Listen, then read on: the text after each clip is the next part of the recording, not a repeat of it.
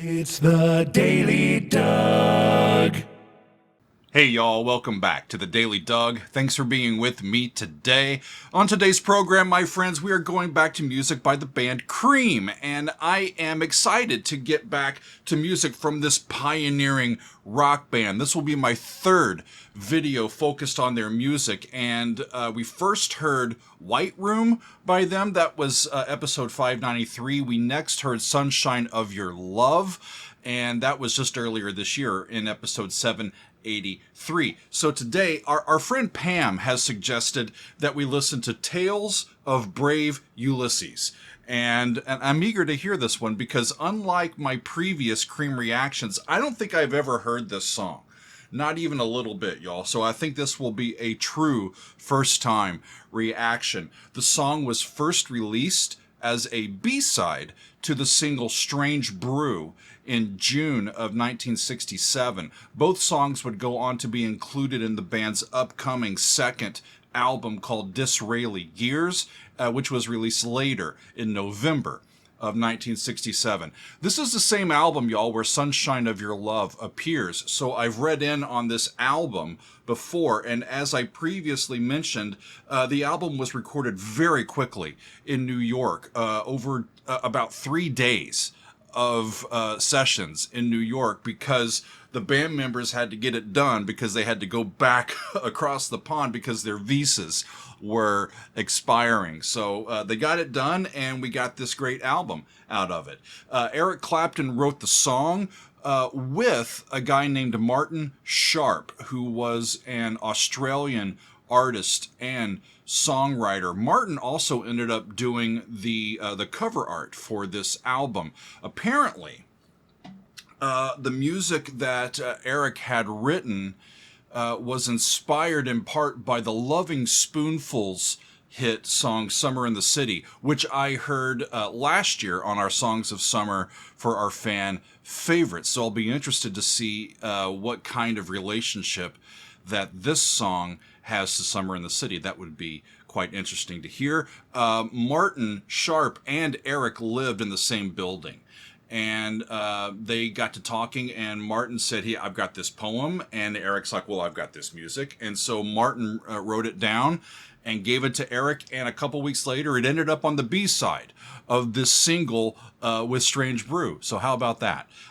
We've got Jack Bruce, y'all, on vocals and bass. Eric Clapton is on the guitar, and Ginger Baker is on the drums. It's a short song, y'all. This album has a bunch of songs on it, and they're all short. So maybe if I'm interested, once I listen to the original studio recording, which we're going to start with, maybe I'll try to find a live version. We'll see. But for now, let's just dive into this original studio recording. It is Tales of Brave Ulysses from Cream. Off we go. Okay.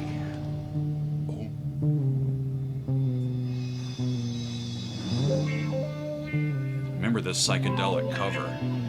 You thought the leaden winter would bring you down forever, but you rode upon a steamer to the violence of the sun. You hear the bass? Yeah. Te, la, lay. So it's down to a whole step, and then just a half step, and then another half step, and then it goes back. Distant beaches with tales of brave Ulysses, how his naked ears were tortured by the sirens sweetly singing. His naked ears were tortured by the sirens sweetly singing. All right. Ulysses has been detained. And you see a girl's brown body dancing through the turquoise, and her footprints make you follow where the sky loves the sea. It does use that same descending line as Summer in the City, doesn't it? There's a, now that I think about it, that's fine.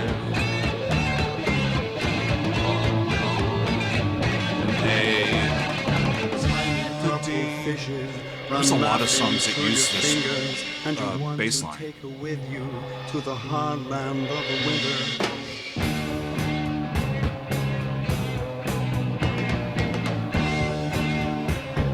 Yeah, there's a bunch of songs. While My Guitar Gently Her Weeps name is uses this. Aphrodite, and she rides a crimson shell.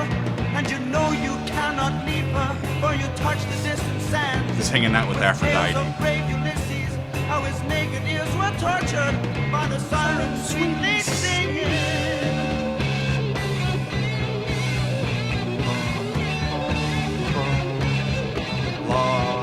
It just keeps doing it. Purple fishes run laughing through your fingers, and you want to take her with you to the heartland of the winter.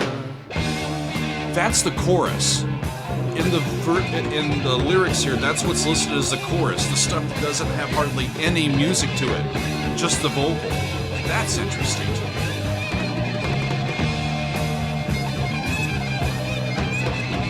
And Eric, I know, is a bluesy guitar player, but that's quite a psychedelic way of playing.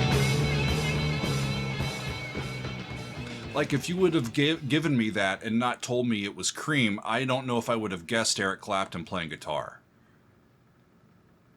Really cool, y'all. Speaking of that, I read that this was the first song where Eric was experimenting with using a wah-wah pedal. Jimi Hendrix was pioneering this guitar effect around that same time, and I guess Eric joined in with his own experimentation of it. That was really, really cool. It's so short, though, y'all. I feel like I just sat down. So while we're here, let's listen to them doing it live, shall we? I did pull one up just in case I wanted to go to it. So let's see what this has in store for us. The same guys doing a live version of it. I'm not sure when or where, but it's in this same general time frame. So let's hear it again, shall we? A live version of Tales of Brave Ulysses. Here we go.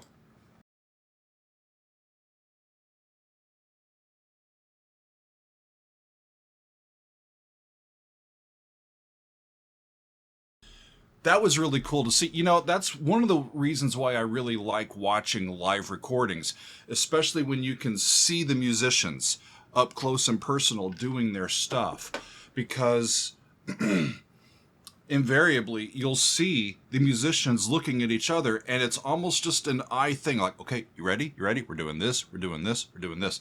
And it's just communicating with each other, giving each other clues, making sure that they're all together. It's a fun part of the experience for me to see them doing that in real time. I remember going to a Bruce Springsteen concert back in the day, and just to watch him and Max Weinberg back on the drums, them just looking at each other, or him and Little Stevie, just double checking, like, we're here, we're here, we're here, and off they go. And they trust each other, which is part of the great thing of the energy of a band, you know, when you're all working together. Really cool. You know, this Ulysses here, Tales of Brave Ulysses, it's been a long time since I read the Odyssey, which is where this comes from. And I remember being led to read this. I didn't have to read it in school at all, but I was watching the movie Oh Brother, Where Art Thou?, which is a fun movie, right? Really fun movie. And that also drew inspiration from this epic story by Homer, right? So when I heard about that, I read the Odyssey, and it's a fascinating read. And the basic gist is that Ulysses, also known as Odysseus, is traveling for many, many years as he attempts to find his way back from Troy to his home in Greece. And it should have been a relatively short trip, but it ended up being quite the Odyssey. How about that? Yeah, and he ends up finding Aphrodite and among lots of other things, and things happen, right? It's an Odyssey. So the lyrics here ring quite true to the original story to me. I think that's one of the reasons why it may last from the late 60s here to the 2020s so well, because it really adapts that historic story in a way that makes it sort of timeless. You know, we can all understand, we put ourselves into the story and we understand what situations Ulysses may be getting himself into here. And it makes for a fun story and a fun rock song, y'all. That was fun. I didn't know if I was going to do the live version or not, but it was fun to see them slow it down a little bit, see how the pocket moves a little bit, and to hear it for a second time. That bass line just keeps coming at you, We call it in classical terms a ground bass. It's a foundation, a moving foundation, right? That just keeps re-racking itself and you keep moving over it. A lot of times it's a lament pattern, and this is similar to a lament pattern with a descending bass, but it's not quite a lament. A true classic lament. It takes inspiration maybe from that, but more than anything, I guess it takes inspiration from Hot Time Summer in the City, which has that same bass line, and it makes sense that they would use that. It's a fun way to establish a major key, a major chord. You go down by whole steps, so it's immediately modal, right? You go from major 1 down to flat 7, and then it's either the 6 chord or it's the 4 chord in first inversion, and then you change the bass from the B natural down to B flat, and it changes the quality of that chord. The 4 chord goes from major to minor, subdominant, before it re-racks to the tonic, and occasionally they land on that A, that dominant, and that propels them back, and they keep going. Well, that was fun. Thank you, Pam, for suggesting this one. Cream is a great little trio of musicians, aren't they? I love it. So let's keep going with Cream. Let me know what else from this band that you would like me to hear. I'll try to get back to them as soon as I am able. But I believe that is all for today, my friends. I thank you for being with me. We'll see you next time on another edition of The Daily Doug.